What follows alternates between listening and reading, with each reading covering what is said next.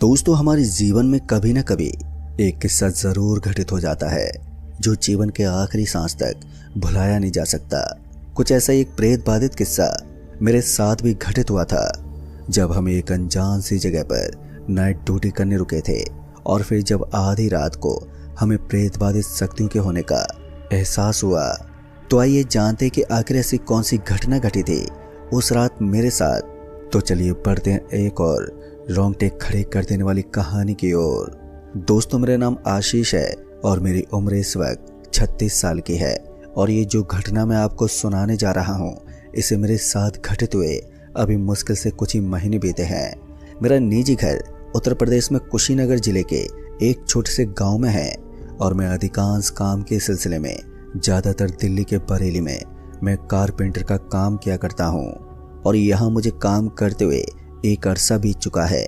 मेरे साथ काम करने वालों में मैं और मेरे कुछ दोस्त हम सब एक कमरे में ही रहा करते हैं। सब कुछ सामान्य चल रहा था कि एक दिन हमारे साथ कुछ ऐसा हो जाता है जिसके कारण हमारे साथ काम करने वाले सभी लोगों को अपना काम बंद करके एकदम ना चाहते हुए भी अपने अपने गांव जाना पड़ा। आज से तकरीबन 6 महीने पहले काफ़ी ज़ोरों शोरों से हमारा काम चल रहा था। मैं और मेरे साथ ही हम सब एक ही कमरे में रहते थे और सुबह के 9 बजे तक हम डेली ड्यूटी चले जाते और कभी कभी लौटते वक्त हमें आधी रात भी हो जाया करती थी, पर कभी कभार हम रात की भी ड्यूटी कर लिया करते थे। एक दिन ऐसे ही हम जहां पर काम करने निकले थे वो इलाका शहर से काफ़ी दूर जंगलों के बीच में था, जहां अभी एक नई नई बिल्डिंग कुछ ही दिनों पहले बनी थी और हमें उसी बिल्डिंग के फ्लैट में फर्नीचर का काम मिला था। हम हर बार की तरह इस बार भी अपने काम के साइड पर सुबह के 9 बजे तक पहुंच गए थे। मेरे साथ काम करने वालों में से 2 लोगों की थोड़ी तबीयत खराब थी, इसलिए वो रूम पर ही रुके थे और हम 3 लोग काम के साइड पर जा पहुंचे। जिस फ्लैट में हमें काम मिला था वो उस बिल्डिंग के 10वें फ्लोर पर था।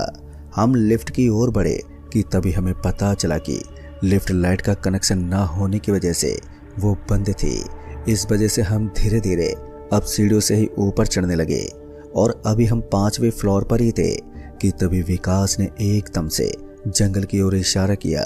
दरअसल जहां ये बिल्डिंग बनी थी उसके कुछ ही दूरी पर एक झोपड़ी टाइप का छोटा सा घर था जो हमें जब हम नीचे थे तो पेड़ों और झाड़ियों की वजह से दिखाई नहीं दिया। कि तभी विकास ने एकदम से उस झोपड़ी की ओर इशारा करते हुए हमसे कहा, अरे यार, वहाँ नीचे ध्यान से देखो, वहाँ एक लड़की सफ़ेद साड़ी में बैठी हुई है। हमने फौरन ही उस ओर नज़र घुमाई और एक टक होकर हम उस ओर देखने लगे, लेकिन हमें वहाँ पर कोई लड़की नहीं दिखाई दी। कि तभी मैंने एकदम से विकास से कहा, तुझे तो यार हर जगह लड़की दिखाई देती है, चलो ऊपर, कोई लड़की वड़की नहीं है। दरअसल विकास थोड़ा ठड़की किस्म का आदमी था। वो हर वक्त लड़कियों की ही बातें किया करता था क्योंकि उसकी उम्र 34 साल की हो चली थी और अभी तक विकास की शादी नहीं हुई थी। विकास की बात को अनसुना कर 10वें फ्लोर पर हम पहुंचे जिसमें हमें काम करना था। अभी उस पूरी बिल्डिंग में काम ही चल रहा था और अभी उस बिल्डिंग में लोग शिफ्ट भी नहीं हुए थे। इस वजह से मुश्किल से 10 से 15 लोग ही उस बिल्डिंग में मौजूद थे। काम करते करते कब दोपहर हो गई मुझे पता ही नहीं चला। दोपहर के 1 बज रहे थे जब हमें लंच की छुट्टी मिली थी। मैं लंच करने अभी बैठा ही था कि विकास और रितेश जो मेरे साथ काम करने आए थे वो दोनों बिल्डिंग से नीचे उतर गए और मैं यहीं उसी फ्लैट में बैठकर लंच कर रहा था और देखते ही देखते काफ़ी वक्त भी बीत गया। मैं लंच करके फिर काम करने लगा, लेकिन अभी तक विकास और रितेश नहीं लौटे थे। कुछ देर बाद मैं उठकर नीचे की ओर बढ़ा ही था कि तभी वो दोनों धीरे धीरे सीढ़ियों से ऊपर आ रहे थे। उन दोनों का चेहरा काफ़ी डरा हुआ था। उनका चेहरा देखकर ऐसा प्रतीत हो रहा था जैसे मानो उन्होंने कुछ ऐसा देख लिया है जिसने उन्हें अंदर से हिलाकर रख दिया हो। वो बड़े खामोशी से आए और एक बार फिर वो अपने अपने काम पर लग गए। पर अब वहीं मैं उन दोनों से पूछने की कोशिश कर रहा था कि वो दोनों नीचे कहाँ गए थे, लेकिन मेरे किसी बात का उन्होंने मुझे कोई भी जवाब नहीं दिया और एक बार फिर हम खामोशी से काम करने लगे। लेकिन मुझे ना जाने क्यों ऐसा लग रहा था कि ये दोनों ज़रूर मुझसे कुछ ना कुछ छिपा रहे हैं। मैं मन ही मन सोच रहा था कि होना ये दोनों शायद वहीं गए थे जिस और विकास किसी लड़की के होने का दावा कर रहा था। मैं इन्हीं सब के बारे में सोचते हुए काम कर रहा था कि तभी बिजली के गड़गड़ाहट में एकदम से काले बादल छा गए और देखते ही देखते बारिश की मोटी मोटी बूंदें जोरों से गिरने लगी। शाम होने को आई थी और काले बादल की वजह से उस 10वें फ्लैट से चारों तरफ का नज़ारा किसी मौत के मंजर से कम नहीं लग रहा था। आंधियां तो ऐसे चल रही थी कि जैसे मानो सारे पेड़ पौधे अभी उखड़ जाएंगे। अक्सर हम 9 से 5 बजे तक ही काम किया करते हैं, लेकिन आज बारिश की वजह से हमने सोचा कि क्यों ना आज यहीं पर रुककर नाइट ड्यूटी भी कर ली जाए, क्योंकि बारिश के इस मौसम में जंगल के रास्ते से होकर हाईवे तक पैदल जाना कोई आसान काम नहीं है। अक्सर जब हमें कहीं दूर काम करने जाना होता है तो हम अपने साथ कुछ पकाने की चीज़ें लेकर आते हैं। दरअसल इस जगह से हमारा रूम लगभग 2 घंटे की दूरी पर है। इसी वजह से हमने इस बिल्डिंग में ही रुकने का निर्णय लिया। अब शाम हो चुकी थी और अब हम इसी असमंजस में थे कि हम रुकें तो रुकें किस फ्लैट में, क्योंकि अभी पूरी बिल्डिंग में काम चल रहा था। हम तीनों उस 10वें फ्लैट से नीचे उतरे तो हमारी नज़र एकदम से उस बिल्डिंग के किनारे के छोटे से कमरे पर पड़ी। अक्सर हर नई बिल्डिंग के पास एक गेस्ट हाउस बने होते हैं और यही सोचकर हम उस कमरे की ओर आगे बढ़े और आज रात हमने इसी कमरे में रुकने का फैसला किया। अब इस जगह पर काम चलने की वजह से ये जगह पूरी तरह से खाली थी। चारों तरफ घना अंधेरा था और बारिश की मोटी लहरें थमने का नाम ही नहीं ले रही थी। हमने तुरंत ही कमरे में मोमबत्ती जलाई और उसी कमरे में फर्श पर चादर बिछाकर हम लेट गए। खाने पीने की चीज़ों में हमारे पास फिलहाल कुछ भी नहीं था। हम तीनों उसी अंधेरे कमरे में लेट गए। रात के अभी तकरीबन 8 ही बज रहे थे कि तभी मुझे ख्याल आया कि आखिर विकास और रितेश ने ऐसा क्या देख लिया था जो उनका चेहरा डरा हुआ है। मैंने विकास और रितेश से पूछा, अरे सुनो, तुम लोगों ने ऐसा क्या देख लिया था जो इतना डर गए, और दोपहर में तुम दोनों कहाँ गए थे? मेरे इतना कहते विकास ने थोड़ी धीमी आवाज़ में मुझे जवाब देते हुए कहा, मैंने सच में एक खूबसूरत औरत को सफ़ेद साड़ी में देखा था, यही पता करने के लिए कि आखिर इस सुनसान जगह पर वो औरत कर क्या रही है। मैं और रितेश नीचे उसी जगह पर गए थे जहाँ वो औरत मौजूद थी। और आगे बताते विकास ने मुझसे कहा कि हम जैसे उस पुरानी सी झोंपड़ी के पास पहुंचे तो हम जोर जोर से आवाज़ लगाने लगे, अरे कोई है क्या? लेकिन हमें सामने से कोई जवाब ही नहीं आ रहा था कि तभी मेरी नज़र उस झोंपड़ी के अंदर पड़ी तो वो सामने का खौफनाक दृश्य देखकर हम दोनों डर से कांप उठे, क्योंकि वही औरत सफ़ेद साड़ी में ना जाने कब से उस पुरानी सी कुटिया में फांसी लगाई झूल रही थी। इतना देखते ही हम दोनों फौरन ही तुम्हारे पास आ गए। दोस्तों, विकास के मुंह से इतना सुनते ही जैसे मानो मेरे पैरों के नीचे से ज़मीन ही खिसक गई हो। मेरे दिमाग में अब उसी औरत को लेकर हजारों सवाल उमड़ने लगे कि आखिर क्यों उस औरत ने खुदकुशी की होगी। मैंने कुछ देर सोचने के बाद विकास से कहा, पर तुमने इस बारे में इस बिल्डिंग के कर्मचारियों से ये बात क्यों नहीं बताई? विकास ने मेरी बात का कोई जवाब ही नहीं दिया और कुछ देर बाद जब मैंने पीछे पलट कर देखा तो विकास और रितेश की अब आंख लग गई थी। वो दोनों अब खर्राटे मार रहे थे। अब वहीं मैं भी सोने की कोशिश करने लगा। अब बारिश भी थम गई थी और रात भी काफ़ी हो गई थी। जंगल की वजह से चारों तरफ से अजीब तरह की रोने की आवाज़ें हमें साफ साफ सुनाई दे रही थी। अब धीरे धीरे मेरी आंख बंद हो रही थी कि अचानक ही मुझे एकदम से किसी औरत की रोने की आवाज़ सुनाई दी। पहले तो मैंने उस आवाज़ को अनदेखा किया, लेकिन जैसे जैसे वो आवाज़ अब तेज होने लगी तो मैं झट से विकास और रितेश को जगाने लगा। पर वो दोनों नींद से उबासियां लेकर अभी भी उठे ही थे कि हम जिस अंधेरे कमरे में लेटे हुए थे, मुझे ना जाने क्यों ऐसा लग रहा था कि कोई और भी इस वक्त उस कमरे में मौजूद है। विकास और रितेश अभी उठे ही थे कि तभी एकदम से सफ़ेद साड़ी में वो औरत हवा की रफ्तार से वो उस कमरे में एक तरफ से दूसरी तरफ चली गई। अब एक झटके में हम तीनों के होश उड़ गए। हम तीनों एक साथ बिल्डिंग की ओर दौड़ते हुए भागे। लेकिन ताजुब की बात तो ये थी कि अभी तक इस बिल्डिंग में काफ़ी लोग काम कर रहे थे, लेकिन इस वक्त ना जाने सब लोग कहाँ गायब से हो गए। और देखते ही देखते जंगल से अजीबोगरीब आवाज़ें आने लगी। वो आवाज़ें इतनी डरावनी थी कि उन आवाज़ों को सुनकर किसी के भी रोंगटे खड़े हो जाएं। अब हमें यहाँ पर रुकना बिल्कुल भी ठीक नहीं लग रहा था। हमें अब एक ही उपाय सूझ रहा था कि किसी भी तरह से हमें इस जंगल से निकलकर हाईवे तक पहुंचना होगा। हम तीनों अपना सामान उसी कमरे में छोड़कर हाईवे की ओर भागने लगे। बारिश की वजह से चारों तरफ काफ़ी फिसलन हो गई थी। हम उस अंधेरी रात में जंगल से होकर सीधा हाईवे की ओर ही भाग रहे थे कि तभी अचानक ही हमें उस औरत की रोने की आवाज एक बार फिर सुनाई देने लगी। वो आवाज हमारे ठीक पीछे से आ रही थी। तो मैंने अपने साथ दौड़ते हुए दोस्तों से कहा, चाहे कुछ भी हो जाए कोई भी पीछे मुड़कर मत देखना।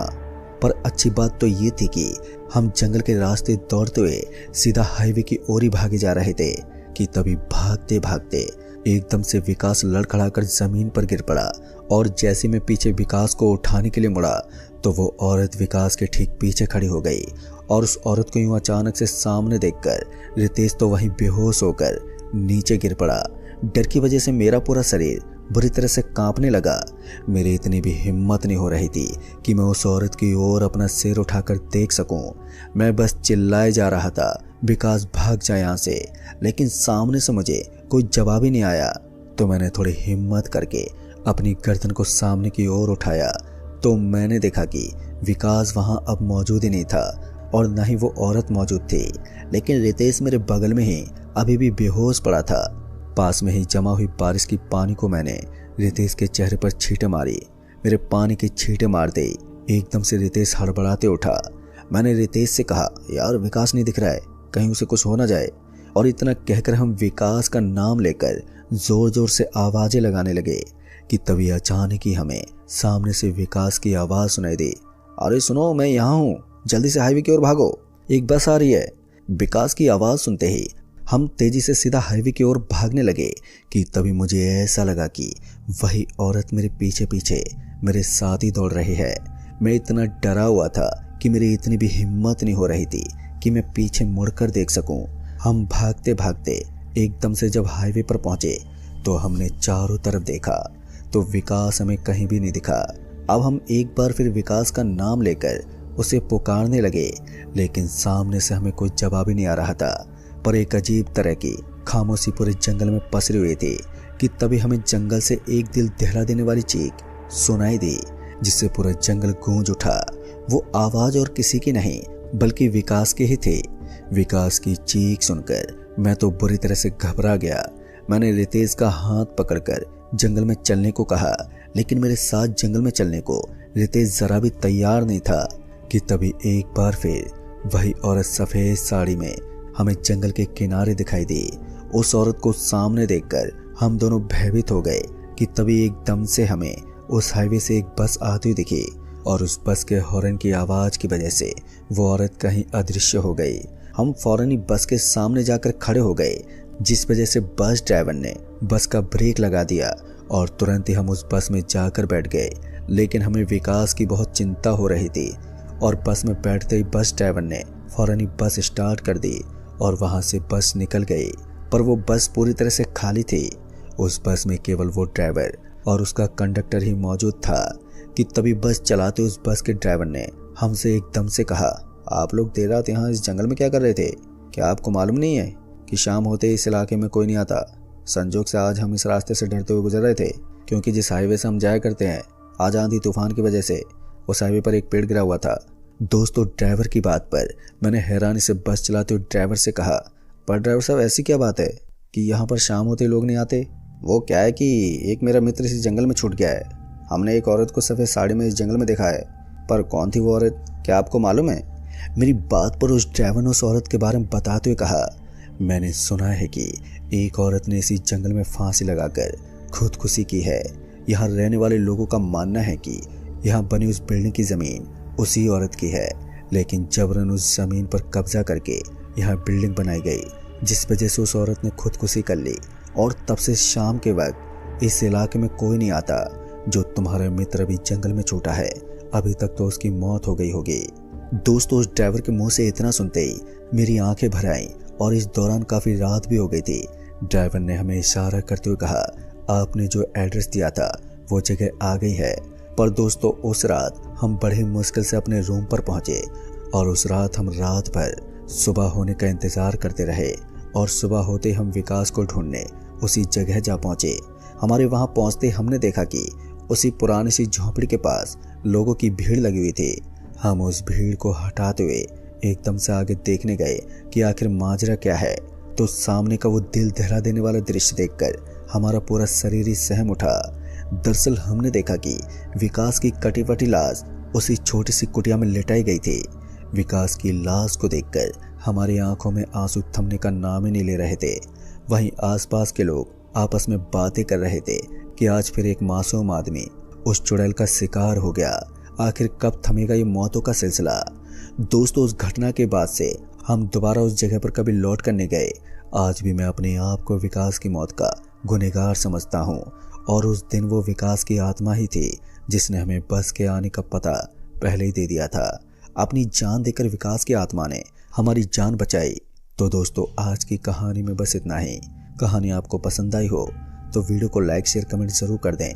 तो मैं जल्दी मिलूंगा ऐसी एक और नई डरावनी कहानी के साथ। तब तक के लिए बाय एंड टेक केयर।